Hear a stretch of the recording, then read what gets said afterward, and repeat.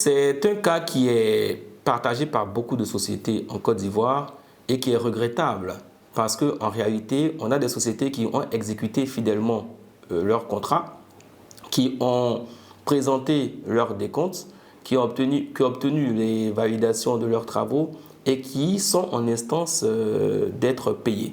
Cependant, la défaillance de l'institution étatique occasionne derrière des difficultés à honorer des engagements financiers vis-à-vis des banques respectives. Et si on était dans un terrain purement civil ou commercial, ne faisait pas intervenir une banque ou une société publique, on dirait que dans un tel cas, il faudrait saisir les juridictions compétentes pour demander à réparation auprès de la société qui a été défaillante et qui a occasionné la défaillance de la société concernée par le crédit bancaire. Cependant, ici, on a l'État. C'est vrai, on a des juridictions administratives, mais on sait tous que ça peut être assez périlleux d'aller jusqu'au bout lorsqu'on veut poursuivre ou mettre en cause l'État. Je ne suis pas friand des approches judiciaires. Pourquoi? Parce que ça demande beaucoup d'argent, ça demande beaucoup d'énergie. Mais je suis friand j'opte plutôt pour des négociations, pour des approches amiables et tout. Et donc, dans un tel cas, la première des choses à faire, c'est de se constituer en groupement. Et c'est ce qui a été fait d'ailleurs, et c'est une très bonne chose. Et c'est ce qui a d'ailleurs permis à l'État de prendre ce sujet à bras le corps et d'honorer en tout cas une partie des engagements vis-à-vis de ces fournisseurs de l'État. Cependant, jusqu'à ce jour, il y a encore des sociétés qui subissent des frais financiers énormes vis-à-vis de leur banque. Qu'est-ce qu'il faut donc faire? Ma recommandation, c'est de pouvoir identifier ces frais financiers.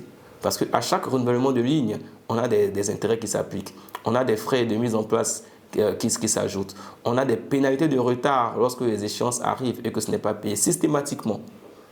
Et tous ces frais doivent pouvoir être identifiés. Donc, ce qu'il faut faire, c'est de demander à vos banquiers de vous produire vos échelles d'intérêt.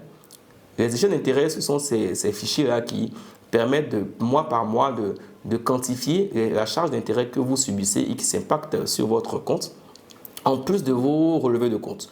Cela vous permettra de mesurer le montant des intérêts que vous êtes en train de subir du fait de la défaillance de l'État de Côte d'Ivoire, notamment.